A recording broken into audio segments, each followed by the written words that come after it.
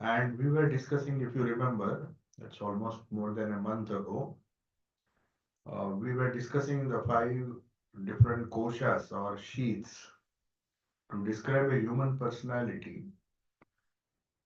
we, the Vedanta has a very convenient way of describing a human personality and the possibilities of that personality to interact with the world, the different possibilities into five different layers of that personality. The first layer or the first sheath, as we saw, was the Annamaya Kosha, which we have discussed in great detail.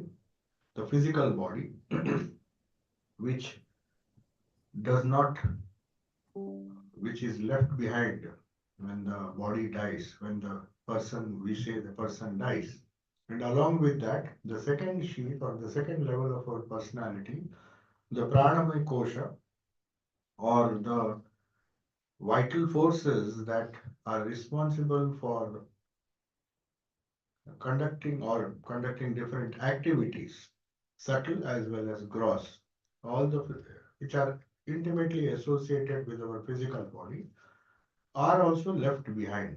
But when we discussed about the pranamaya sharir or pranamaya kosha, the vital self or the vital level of our personality, we discussed that there are certain forces which are necessary for the soul, the transmigrating soul, to be which acts as a carrier of the transmigrating soul. So it's not that the whole pranamaya sharira or pranamaya kosha is destroyed. No doubt, when you see a dead body, we say that the prana has left the body. Definitely, it has left the body. But what happens to that pranamaya kosha? What happens exactly? So we discussed, I'm just recapitulating what we discussed. The physical body, of course, will be merged into the elements, whether you cremate it or you burn it. But the pranamaya kosha, something significant happens. You know the subtle body, the manomaya kosha, as you know, we have divided the whole human personality into annamaya kosha, physical body, pranamaya kosha, the vital body, or the five different pranas which are necessary to keep the body alive. When they disassociate with the body, physical body, we say person has died or he is given up his prana. That's much scientific, because our Vedanta we don't say, we say we gave up the body, the soul gave up the body, because the soul continues to survive birth after birth. So what is that survives the physical body? A little, most of the prana, four pranas, they are not necessary because the body has been given up. So there's no body, so there's no purpose in the other prana. So they get merged into the universal prana, the universal force of this universe. In the universe, there's a cosmic prana and there's an individual prana, which we saw when we were describing the pranamaya sharira or the pranamaya kosha. So that is left behind. The other individual forces, prana, samana, the forces which are responsible for breathing, for digestion, for blood circulation, we don't need it because there's no blood to circulate. The body has been discarded. So a little bit of energy or prana serves as a vehicle. We discussed that in the previous classes. It serves as a carrier of the soul. What does it carry to transmigrate when it gets a new body? There are certain things which go from body to body, that is, from the previous life to the next life. That is what is known as transmigration. So, Hindus as well as Buddhists and Jainas, they all believe in this law of karma as well as the rebirth, the theory of rebirth, which is scientific because it's only the gross that is left behind. Some subtle force survives death, and that is known as Udana Vali. So they say Udana or the that energy level of our body, which is carried on to the next birth, which serves as a vehicle to keep the Manomay Kosha and the Vijnanamay Kosha. We also discussed the Manomay Kosha, the mental sheath, which is which can be translated in a very simplistic way as our reactive mind. So all the sense organs, they give inputs to the mind and the mind reacts. So they are all uh, reactions to certain external inputs. It doesn't choose, it just reacts mechanically. So it's very common to see such reactions in animals. We may call it instinct. Instinct means animals, they're not thoughtful in the sense, not as thoughtful as a human being. So they just react to external circumstances, external inputs.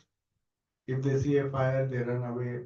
So they are all instinct, you may say, instinct motivated actions. So that is the role of the Manomaya Kosha, which is the lower level of the mind. Now that survives, that also of that instinctive mind, because the sense organs are not there, the subtle sense organs are there, but the gross sense organs are missing. The Manomaya Kosha also becomes weak, and it is not needed because there is no action and response mechanism working after a body dies. When a person dies, there is no input. So naturally, there's no reaction to the input. Since there is no input, we don't need the reactive mind. So part of the Manomaya Kosha also disintegrates. Then what happens to the Vijnanamaya Kosha, which we were discussing now? I'm just repeating what we said in our previous class. It is according to the Upanishads and according to the Vedanta Sara, which is a preliminary book which explains the different terms of the Upanishads or Vedanta, that is Vedanta Sara. Sara means essence of Vedanta. So there are many Prakarana Granthas or introductory texts which you need to read, which normally when you study Vedanta, you are asked to read certain preparatory texts which are known as Prakarana Granthas, and Vedanta Sara is one of them. There are many written by many scholars, but Vedanta Sara gives in a nutshell all the terms which will be found in the Upanishads and the Vedas. So to study the Vedanta, which is one interpretation of the Vedas, we need the terminology explained very clearly in the in these Prakarana Granthas. So they take, say, for example, this Panchakosha, the five levels of personality, of human personality, are described in the Taittiriya Upanishad. So a person who studies some other Upanishad may not come across this Panchakosha Vichara, or in Taittiriya Upanishad it is not known as Kosha. Kosha is the idea which has been developed by this Prakarana Grantha. They say Sharira. So they say Annamay Sharira, that is the physical body. They are very clear about it. Annamay Sharira is the physical body, Pranamay Sharira is the vital body, Manomay Sharira is the mental sheath, the reactive mind, and Vijnanamay Kosha, which is the fourth level of our personality, is the that aspect of the mind which discriminates or which makes choices, which makes intelligent choices. It's highly developed in man, less developed in animals. And of course, we don't see Manomaya Kosha in the animal and the plant kingdom. They are happy with the gross body, and they also have the uh, pranamaya sharira. They definitely need some forces to keep them alive. So you don't find Manomaya Kosha in the plant kingdom, though there may be some kind of intelligence which Jagdish Chandra Basu demonstrated, that even they have a sort of rudimentary mind. They also react to external stimulus. So, but it is at a very, very rudimentary level. But animals, some of the animals can have a highly developed mind, especially when it comes to memory, remembering things and doing things intelligently, if it is trained, the mind can be, it can come very close to the Vijnanamay Kosha, but not as much as in a human being. The Vijnanamay Kosha is the level of personality which opens up a totally new possibility. Unfortunately, this Vijnanamay Kosha, though it is active, we are not aware that it is active. Unfortunately, most of our activities can be done by the Manomay Kosha. So the three levels, development of the three levels and the possibilities that can be explored exhaust all human endeavor. All our education is based on physical fitness, which nobody needs to tell. Everybody is aware of his own body, how fit it should be, and how the pranamaya kosha should function so that he can live an active life, a disease-free life. So those two koshas are taken care of. Those possibilities are explored. We go to the gym, we do exercises, we take good nutrition to see that our prana is, we get enough proteins, we get enough carbohydrates, whatever we need to keep the body healthy and the prana functioning. So that is how we take care of the two koshas. But Manomay kosha is also developed through education. That is skill development. So all the skills that we possess, mathematical skills, visual skills, musical skills, they all come under the Manomay kosha. Unfortunately, we think that is intellectual development. But according to Vedanta, the intellectual development has not started till he develops the Vijnanamay kosha. The power, the capacity of the human being to self-reflect, to be self-aware, to be aware of what he is doing. He may be a very skilled person, but he's slightly better than a robot, which can, of course, perform certain skills much better than us. But at the mental level, though a person may be highly academically intellectual, he's a pygmy when it comes to spiritual life. That is why Swami Vivekananda mentioned something very significant about his master. So he said he came in the scientific age just to demonstrate that there is this Vijnanamay Kosha and he discarded all forms of formal learning. It was a challenge to the academic, uh, the revolution in academics, which he anticipated. Of course, when in the 1836 we were already, science had made a lot of progress. So, Swami Vivekananda says one of the main functions of Sri Ramakrishna was to show that intellectual development or the development of the Manomay Kosha, which leads to certain skills, IT skills, medical skills, whatever skills that we acquire, are not relevant when it comes to a higher level possibility, which is the spiritual life, which is the goal of life. The other two possibilities are not explored by modern education. So that is why Vivekananda could understand it because he belonged to the modern generation of who had the benefit of Western education, studied in Presidency College in Calcutta. So he felt that how insignificant his knowledge was compared to the spiritual knowledge that he learnt from his master who never went to school. So that was a big shock, cultural shock, because till he met Sri Ramakrishna, though he had read the scriptures, he was well versed with Sanskrit and all other scriptures. He had read the Bible, read almost all the scriptures that were available, which he was interested. And so also Master Mashe, who was the chronicler for the Gospel of Sri Ramakrishna, the Kathamrita. He also says, we were shocked when we came to Sri Ramakrishna and his wisdom that flowed from his mouth, the intricacies, the essence of the space or the essence of the scriptures that he could explain so easily, which even our graduates of the Calcutta University who flocked to him, that included Keshav Chandra Sen, who even was academically so competent that he even spoke before Queen Victoria when he used to come to England. He was so well known as a speaker, but even he would come, and all the graduates and postgraduates of the Calcutta University used to sit in that small room in Dakshineshwar before a person who never went to school.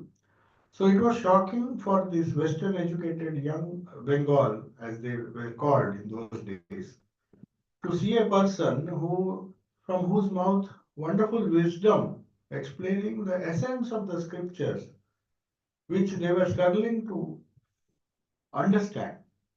So, what is that level? What is that possibility that was awakened in a spiritual person, a spiritual teacher like Ramakrishna? That was the curiosity with which Swami Vivekananda approached. He went to Sri Ramakrishna as a scientist.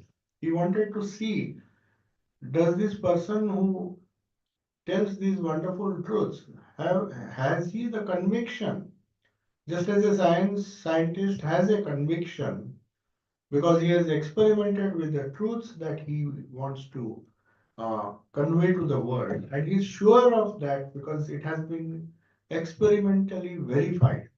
That gives the confidence to a scientist who says these are not mere postulates, but these are theories based on experimental evidence.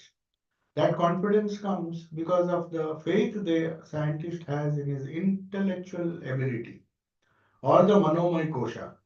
But Sri Ramakrishna deliberately discarded the word Swami Vivekananda uses in his small description, small biography he wrote of Swami Sri Ramakrishna, is that he deliberately discarded formal learning to show that spiritual knowledge can be spontaneously revealed, intuitively revealed in the mind of a purified sadhaka or a upasaka or a spiritual scientist, if you want to use that word. A spiritual scientist, in his mind, intuitively these truths of the scriptures are spontaneously revealed. To establish this fact, he refused to go to school. So that is what the Upanishads say.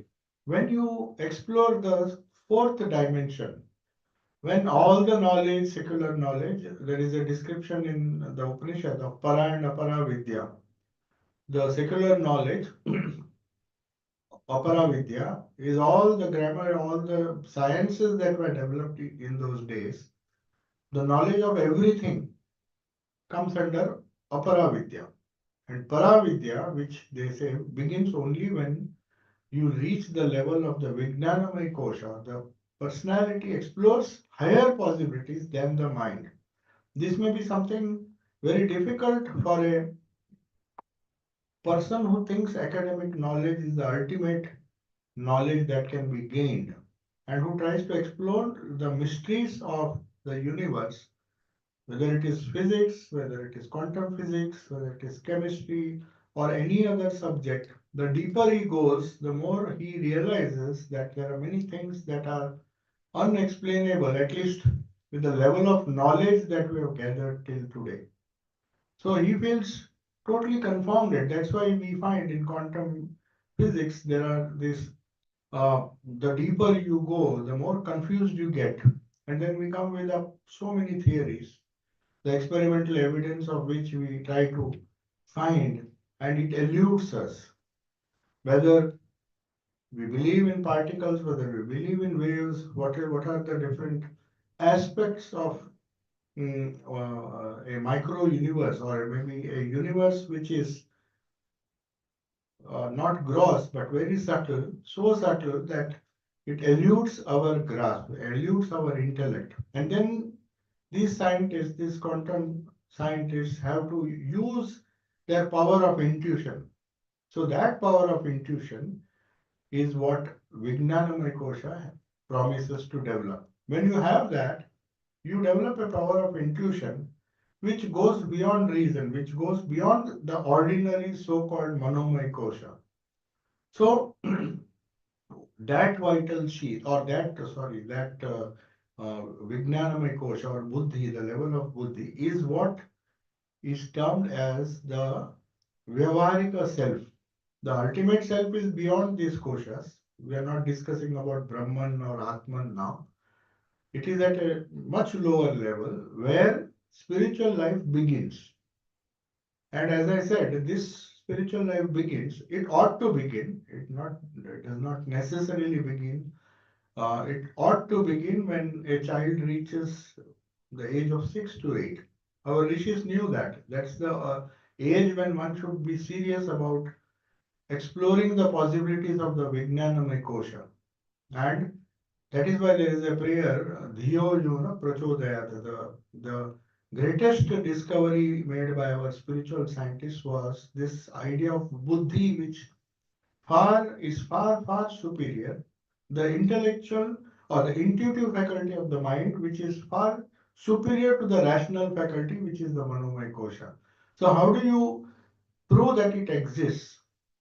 So that is what was discovered in the Rig Veda when the Gayatri Mantra was discovered. And a child, when he was 6 to 8, when he is a little capable of making choices in his life, is not fully developed. The choice making capacity is not fully developed. But his buddhi begins a journey where the teacher, the teacher who teaches him tells him all the skills that you will acquire will be very happy, will be very useful, and you'll be happy with those skills till you live. But you need to prepare for a life after death, which continues, which the transmigration doesn't stop. So in that case, or uh, in that you will be helped only by the developed buddhi, because the skills that you have developed, as soon as the body dies, that part of the manomaya kosha is left behind. Maybe some of it is taken to the next life. That's why we find some geniuses when they're small children, somehow those skills have been uh, mm, activated by the buddhi when they are born. So they are born with some talents which they had in the previous birth. So you see, some skills may be carried over, but most of the skills that we develop are left behind. Maybe the tendencies remain. So it is quite natural that a musician, when he is born again, there will be a tendency, if the circumstances are suitable, that he will take to music more easily than other people.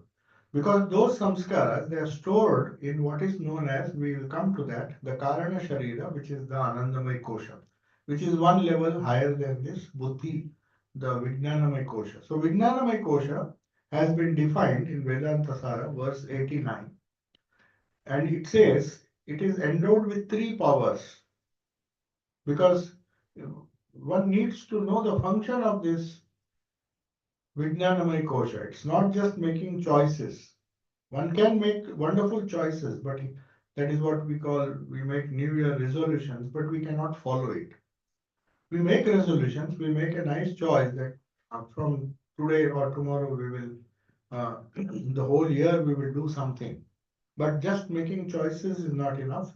It has to have a willpower to put those choices and convert them into concrete action. So he says, Eteshu kosheshu madhye, means in Vijnanamaya Kosha, there are three powers which are inherent in all of us, but unfortunately they are not unfolded, they are not explored, which needs to be explored even at a young age of 6 to 8. So when he prays for buddhi, development of buddhi, the Guru teaches the child that along with your secular knowledge, which you have to leave behind after death, there is some higher knowledge which can be useful to you, which, if developed, will result in the capacity to make the right choices and to be more happy, to be more adjusted, to be more harmonious in your life. Because if you make wrong choices in life, then the whole life you suffer. The wrong choices are made because we listen to the Manomaya Kosha, not to the Vijnanamaya Kosha, which refines our choice making capacity. But it doesn't just make choice, it helps you to implement those choices by developing your willpower. So there are three Shaktis, three powers of the Vijnanamaya Kosha, which is Jnana Shaktiman Kartri Rupa. It is endowed with the power of knowledge, pure knowledge. because it works as an agent. It tells you that you ought to do it. You ought to get up in the morning. You ought to discipline your life. It's not that somebody tells you and you just follow that person. It should. That's why all learning in spirituality is known as swadhyaya. Swa adhyaya. Swa means self. Adhyaya means study. So it's always self study. No matter how much you spoon feed a child, it is whatever he learns on his own that is going to really matter in his life.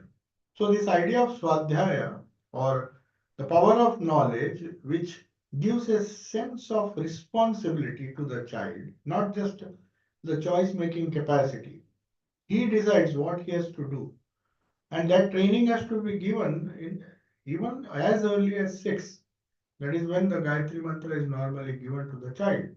So the father or the guru tells him that you see now you have grown enough. Now you start learning how to make choices, how to implement them, how to be responsible for your actions, not blaming parents or other people around him for his failures. Take the whole responsibility on his shoulders. Maybe he's too young at that age, but that is how Indian culture developed. You see all this, if you see read the Mahabharata, the Ramayana, at such a young age they were just sent away. Even Rama was sent, though his parents were very much upset. How can you take him to the forest to learn? There were so many Rakshasas there and demons and all. So the Rishi assures Vishwamitra and Vasishtha, their guru, he says, you have to part with them.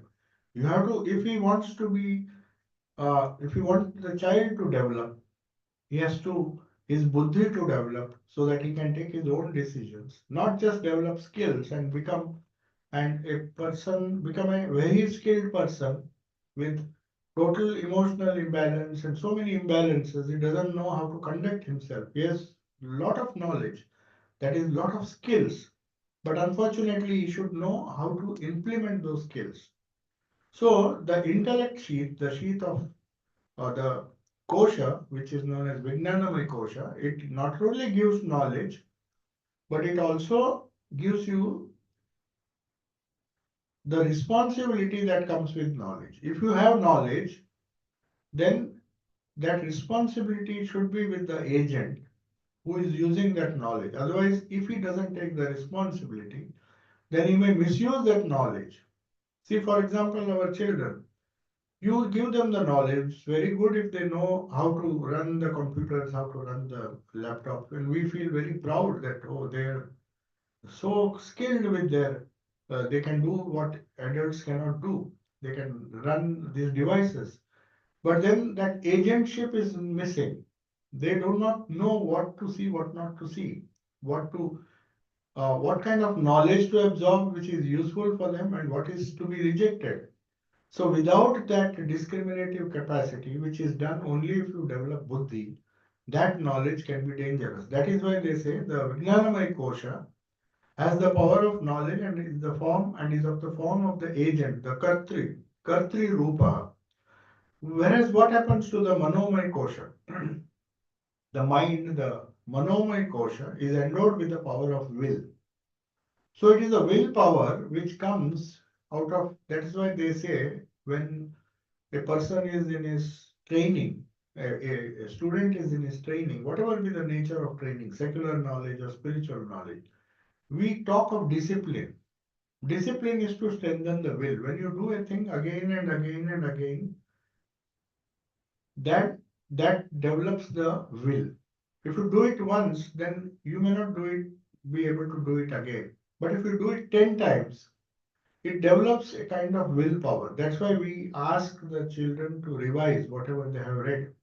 One reading is not enough. 10 times when they keep on reading it, they develop a willpower and they not only enhance their knowledge, but they also develop the willpower. The capacity increases. So, Manomaya Kosha, Ichha Shaktiman, Karana Rupa. So, they become instrument. Karana means instrument.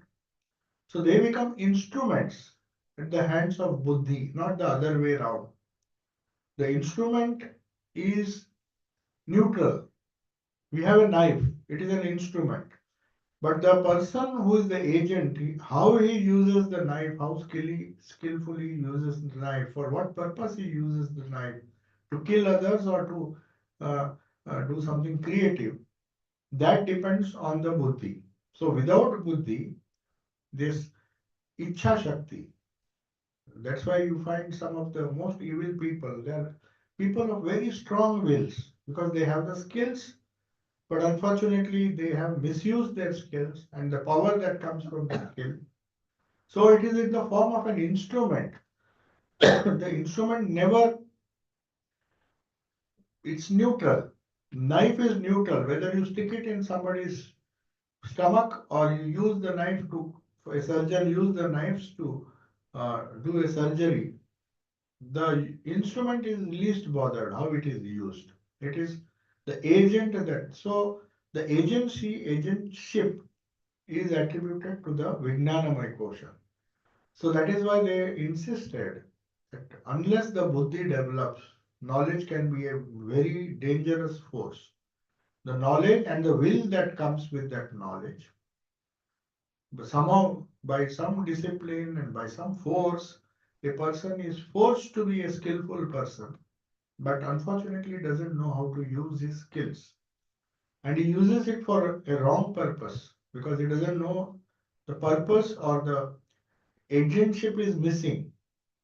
So that is why when Einstein knew, when he discovered uh, the secret with which the atom bomb was finally developed and killed so many people, he expressed his sadness. He said, that is not the reason why I discovered these great truths.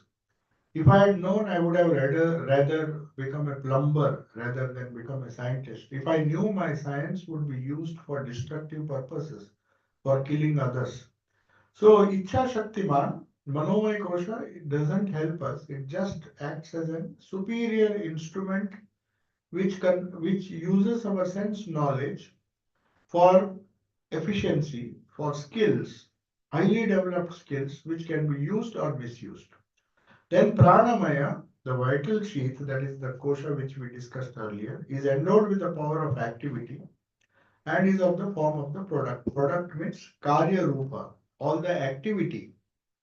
You see, if you even if you have an evil idea or a good idea, and if you have made the right choice or a wrong choice, but if you don't convert it into action, then it's of no use. In the sense, suppose a evil person is disabled or he doesn't have the Karya Shakti to carry out his evil intentions, he is weak, so he cannot carry it out.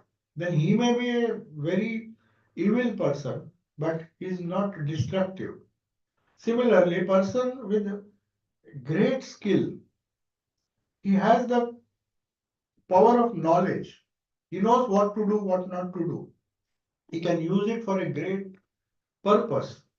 And he also has the willpower because his Manomaya Kosha has been developed and he has the skills, he knows the right way to use the skills. But unfortunately, he is weak, physically weak. Pranamaya Shakti, Pranamaya Kosha is weak. Then he cannot convert it into action.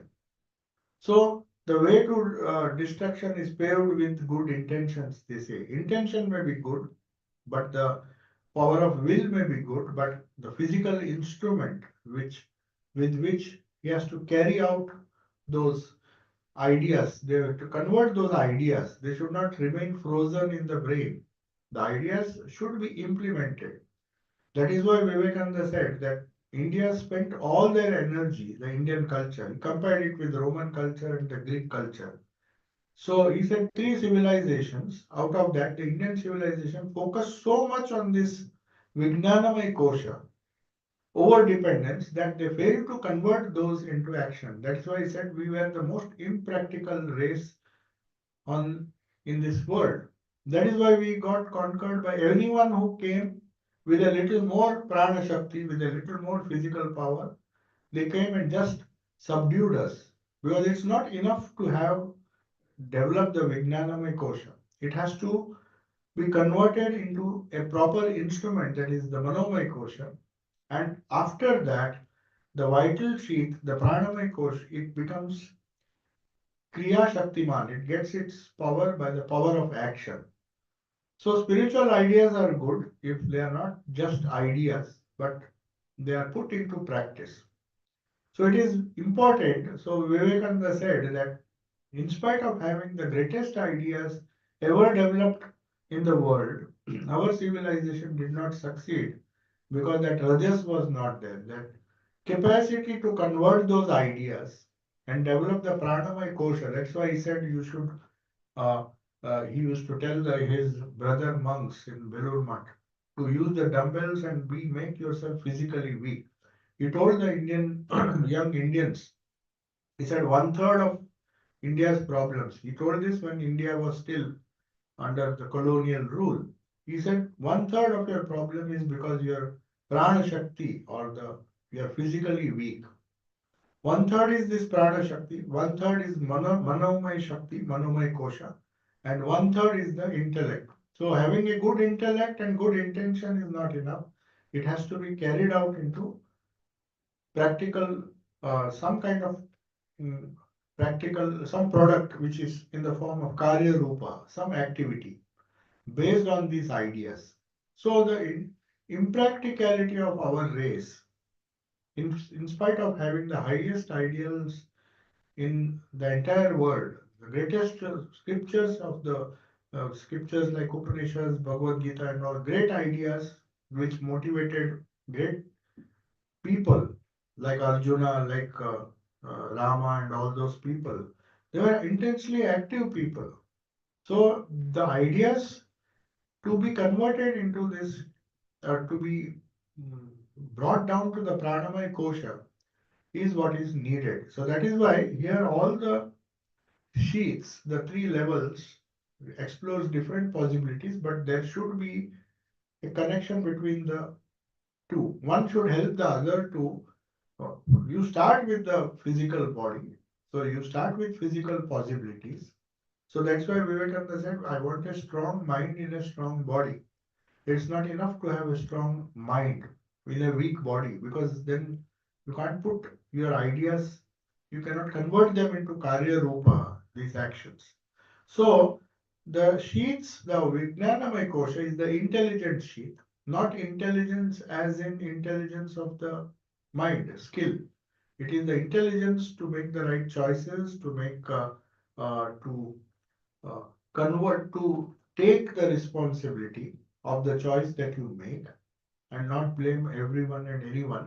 That is why some of the children, you see, they have developed that habit. It is due to weakness. Swami Vivekananda said, stand up and take the whole responsibility on your own shoulders. He said, too much of protection that is given to the kids and to the young children. He said they are almost getting disabled. Their capacity to express themselves, especially the capacity to take responsibility for everything that they do. That is what Swami Vivekananda said should be the core of education. So a child should know that if I use my knowledge in an improper way, I'll have to suffer. So when that agentship comes, so Vijnanamaya Jnana Shaktiman Kartri Rupa. Kartri means that idea that I am the agent, I am the maker of my own destiny. I don't believe on horoscopes and other things to just hope that my destiny will take me to a good place. I work my way. So that is what Vijnanamaya Kosha, the development of the Buddhi does. So Buddhi helps a person to explore possibilities which he thought was beyond his capacity, beyond his intellectual capacity, beyond his uh, uh, pranamaya sharira's capacity. So you can see some great feats, even though physically they may be disabled. There are people who purely by the power of the manomaya, the ichha shakti, and the vijnanamaya kosha, they perform wonderful things, though they may have disabilities, physical disabilities. But still, if that will is there, they can make progress. So that is the idea here, that division of these three roles that our personality It is classified in such a way, the Pranamaya Kosha, the Manomaya Kosha, and the Vijnanamaya Kosha have three distinctive roles. And for exploring all the possibilities of a human being, you have to explore the possibility of Pranamaya Kosha, which we very well know. It's not that we don't know the importance of a fit body and energetic body. So we take nutrition, we do exercises, but we also know the power of mental strength, not breaking when we fail. The mind breaks, the willpower that that is becomes weak when there are successive failures. People just get depressed.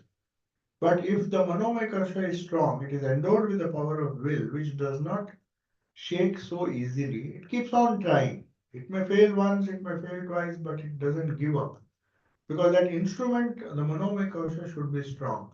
And then finally, the power of knowledge, which gives the sense of responsibility which comes with the choice that you make. So the greatest benefit we can do to our children is to tell them that every choice that you make is your choice and you have to take responsibility for all the good or bad that happens. This is one thing we don't emphasize because their buddhi is not there and the child also doesn't know it wants somebody else to take decisions for him. You ask him, okay, no, this way or that way, okay, you decide, I'll do whatever you say. But no, the power of the agency, the Kartri Rupa, Kartritva, that responsibility has to be taken, and that is developed only if the buddhi is developed. That is why all the spiritual practices, they are the beginning, all the development of the buddhi is the beginning of spiritual life. So any sadhana, whether you do rituals, whether you do hundreds of pujas or study any number of books, it is only when the buddhi is awakened through sadhana. That is why they have this idea of spiritual practice where the guru initiates the child or the student into a process which first develops the buddhi, then the buddhi becomes a guide. He becomes his own guide. He doesn't have to depend on the teacher. How long can the teacher help a student? Till his buddhi develops. So the once the buddhi develops, then the buddhi becomes the teacher. And the buddhi tells you what to do, what not to do. That is the idea. And the instrument, again, with a highly developed buddhi, but a weak instrument, a weak willpower, a weak manomaya kosha, and a weak pranamaya kosha. That's why body and mind should go hand in hand. Swami Vivekananda said, a strong mind in a strong body is what we want because we have to convert those into action. Now, this empirical self, as I said, Shankara gives a very nice in his Vivek Chudamani 184, verse number 184 to 188. He tells what are the other functions of this buddhi. Does it just make choices, or does it just take the responsibility and use his or her wisdom properly? Is that the only thing that buddhi does? No, it has many more functions. So we have to refer to the Vivek Chudamani. In 5 verses, he gives a very nice description. He says, Buddhi, that is the cognitive mind, the decision-making mind, with all its modifications. So what are the modifications? He lists them. Egoism, that is the kartritva, that I am the respondent, this my ego in a positive way, it will tell me that I am responsible for my own actions. You don't attribute it to somebody else. So the ego is a very important modification of the Vijnanamaya kosha, deliberation. That means to distinguish between good and bad, what is useful, what is not useful. That is choice making. Determination, that means after making the choice, you have to implement it. You have to be determined to do the good as against doing the bad. And then recollection. This is another important function which Shankaracharya points out. Recollection means smriti, memory. So memory of something good. If you keep forgetting, if your memory is not strong, then you don't learn from mistakes. Memory enables you, a strong memory, a well developed memory in a positive sense, helps you not to commit the same mistake again. Or remember somebody for some good thing he has done. If you have a weak memory, you'll maybe some people have helped you. It's not that you don't want to express your gratitude or do something for that person, but you've just forgotten. And that person may feel he's so insensitive because I did so much for him and he has just forgotten. So memory is very important to know, and also it is important to avoid pitfalls. So when a child develops his or her memory, when it goes and touches the fire and the fire burns the finger, it develops a memory, a strong memory that every time I touch the fire, it has burnt me. So that memory helps the child and prevents him from touching the fire again. But if he forgets, then he will again and repeatedly burn himself. That's the idea. So these four things are very common. Buddhi, the cognitive mind with all its modifications, are which are egoism, deliberation, that is choice making, determination, conviction, with which you hold on to the good, no matter how much you are distracted, and people will tell you, no, no, this is not good there. But if you are determined and if you know what is good, then you don't have to, you have to be firm in your decision. And then the recollection. Now, the smriti comes to your help because you know this particular thing I did many years ago and it has helped me. So I should follow that. So these combined with the organs of perception, that is eyes and other things, and which has the characteristic of an agent, the responsible ideas of being a knower and a doer. So he knows firmly. He doesn't do mechanically. He does with full knowledge of the consequences and also the capacity to take the responsibility on his own shoulders. So I have done this. If I make a mistake or if something wrong happens, I am responsible. I will not shift the blame on somebody else. That forms the Vijnanamaya Kosha, and that is the cause of man's transmigration. So at this level, what survives physical death is this Vijnanamaya Kosha. All other koshas, of course, the physical body just disintegrates. It is just burnt or cremated. So that does not go. Neither does the possessions, the gross possessions, the property, the gold or whatever we have collected. Everything is left behind. The Annamaya Kosha doesn't mean one's own physical body, one's own possessions, which are as dear to us as our physical body. Sometimes our things are more valuable to us than our own body.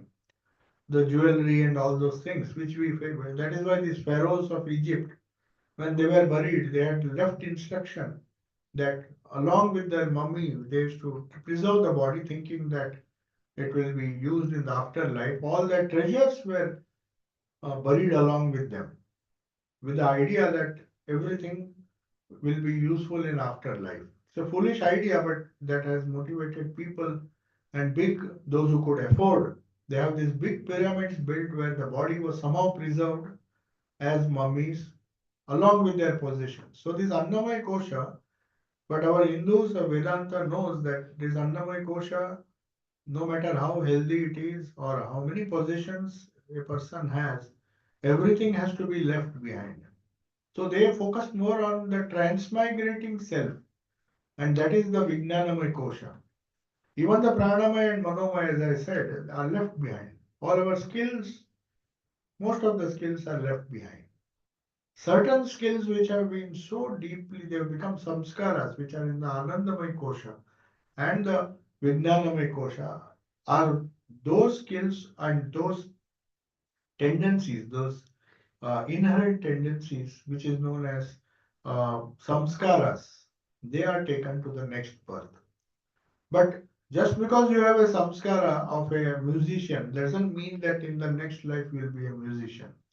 There is a sutra in Patanjali's Yoga Sutras where uh, he says only when you get a chance to express those hidden samskaras, then they come out in the open.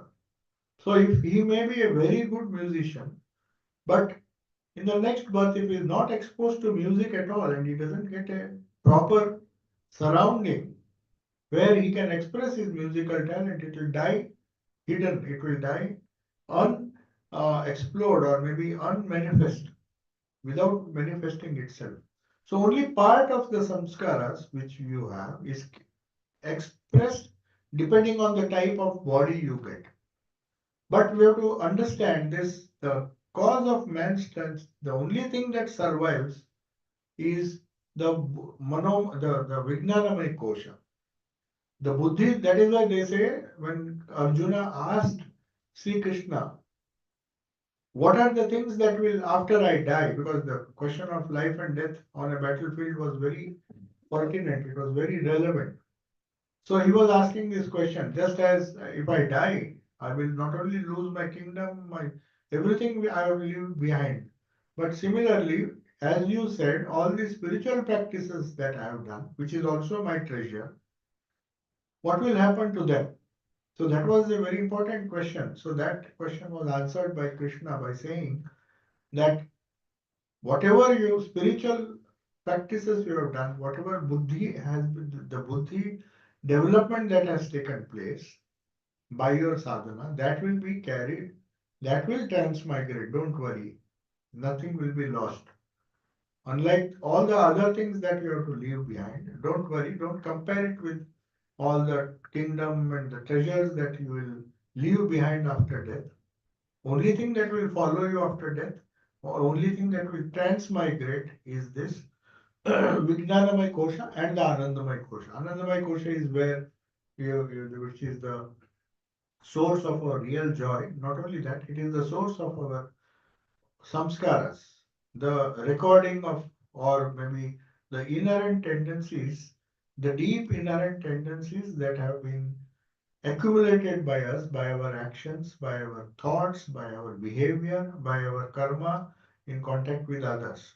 So, whether they are good or bad, we take it to the next life. That is what he says. Then, but that is not the only function. There are many verses which say, apart from that, the intelligent sheath, that is the Vijnanamaya kosha, is attended by the power of reflection of consciousness. It is something which can reflect upon what it is thinking, reflect on the thoughts, reflect on what it thought 1 year ago or maybe half an hour ago. It can revive the memory. So the reflection, the power to reflect, the power to ask questions, the power to change one's destiny, all this is a modification of Prakriti. So we have a lower Prakriti, which is instinctive in nature, which we share with animals, plants, and other, which we leave behind when we die. But there is a higher Prakriti, which is in, that is why in Tantras we call it Shakti.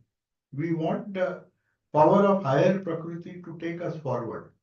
We need Prakriti, we need the Shakti which is uh, developed through spiritual practices. Because that will not only illumine and make things clear to us, but will also power us to do more and more good actions, spiritual actions, so that we are born with a better future.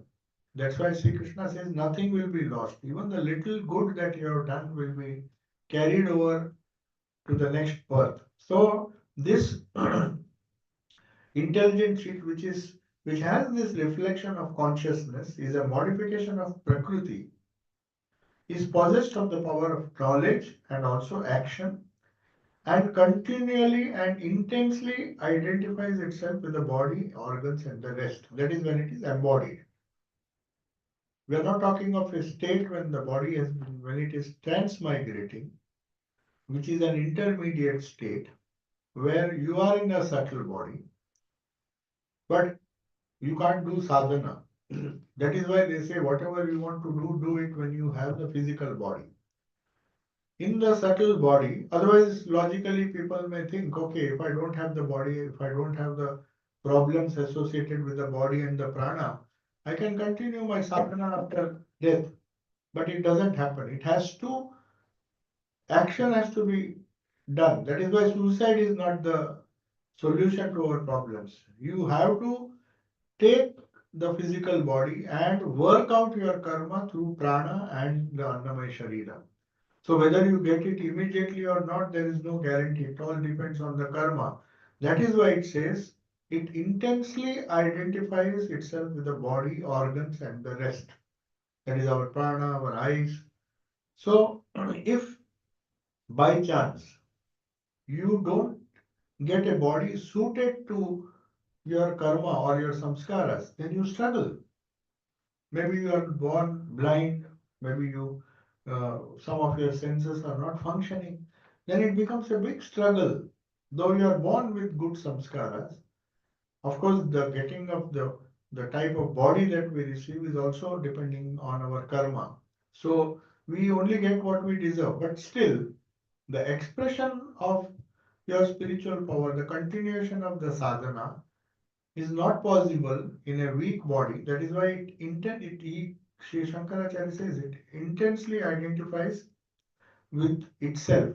The Vijnanamaya Kosha and the Anandamaya Kosha intensely identifies itself with the body, organs, and the rest. So it is only when it takes up a new body, a fresh body, maybe it has to pass through childhood and all the grow before it can even continue its spiritual practices.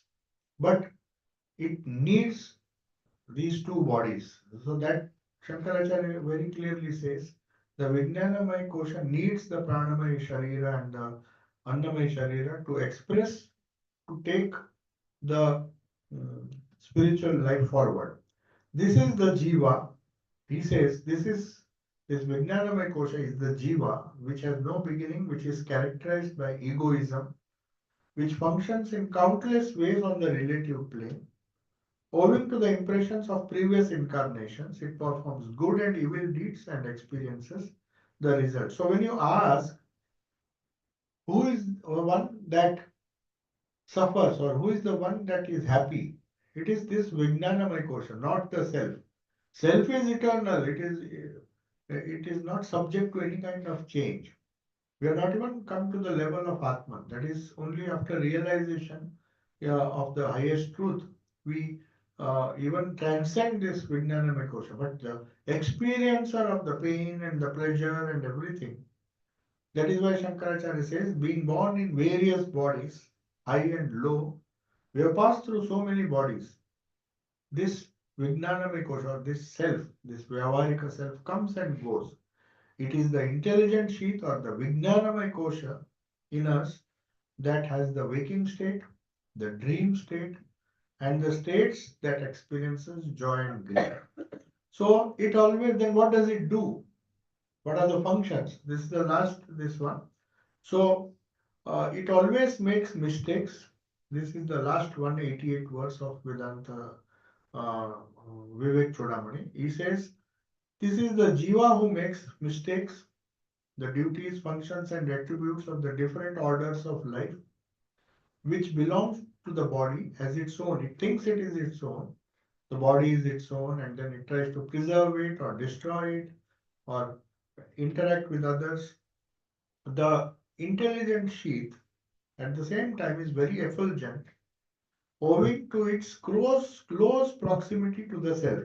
The self is fully illumined, but partially it is expressed the Vijnanamaya Kosha. But still, it is very effulgent and on which it is superimposed and which being identified with it appears to transmigrate through this delusion.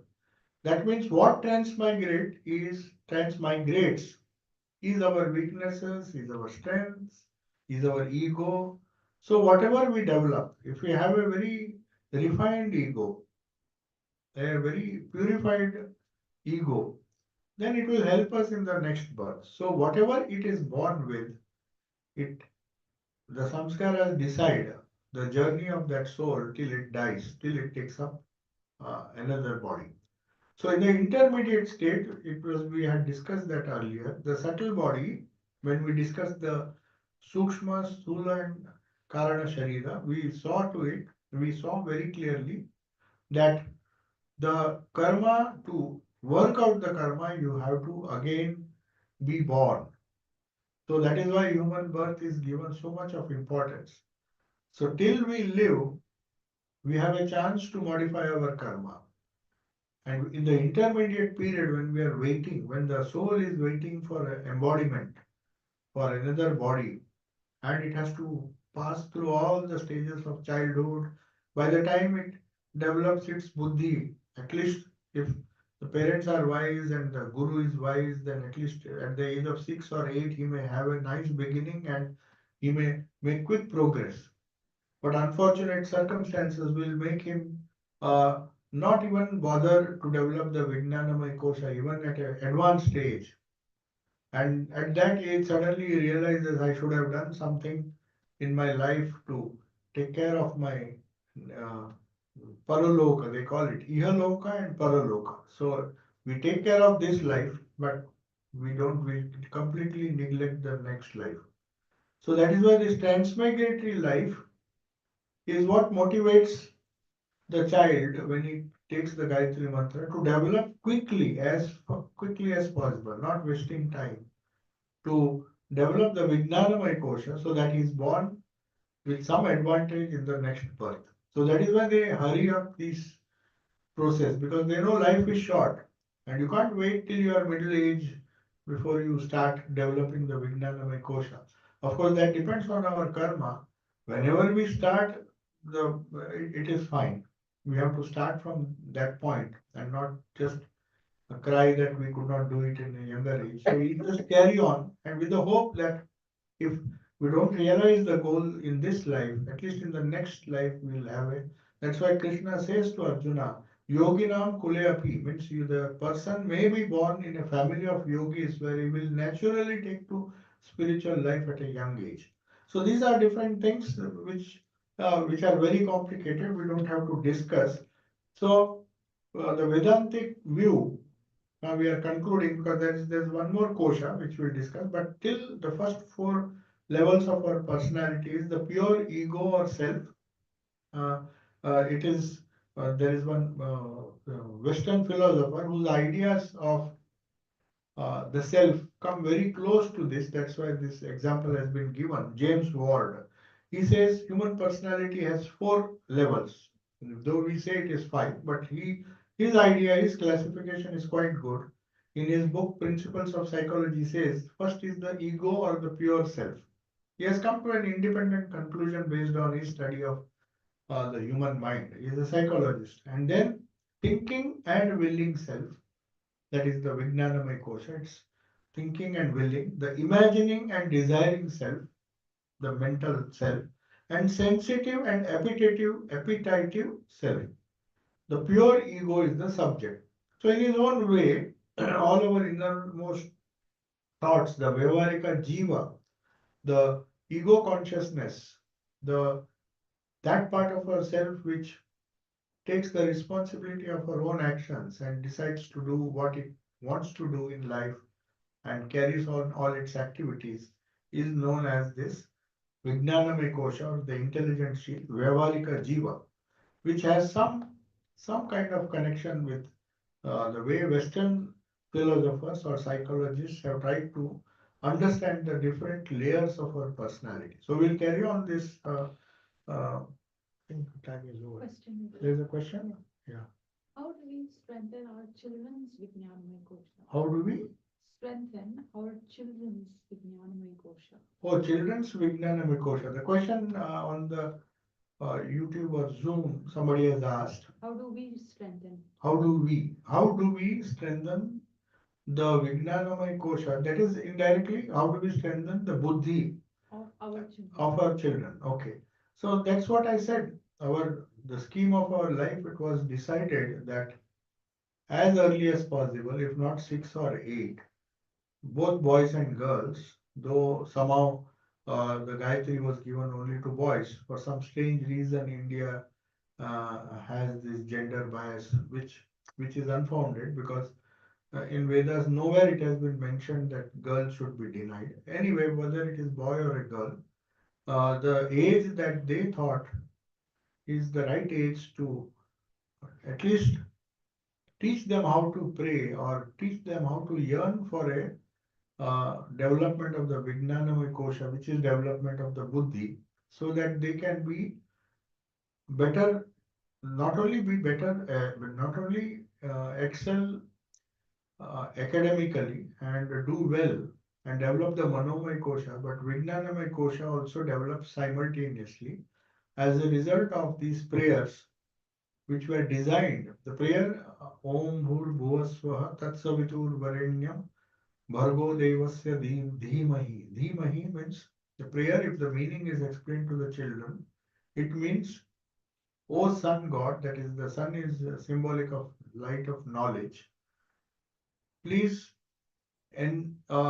please enlighten my buddhi. That means please awaken my buddhi. So it's a prayer. So prayer does create samskaras in the mind. So constant prayer is one way. Japa is another way.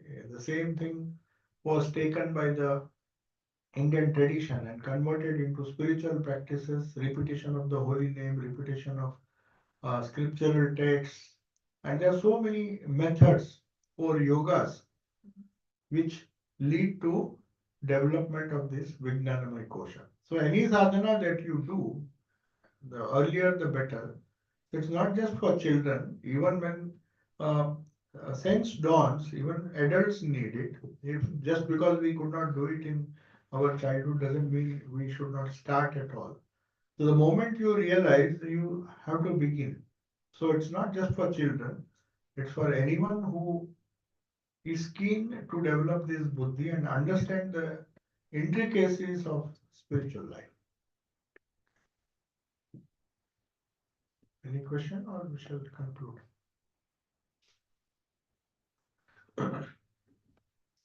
Om Shanti Shanti Shanti.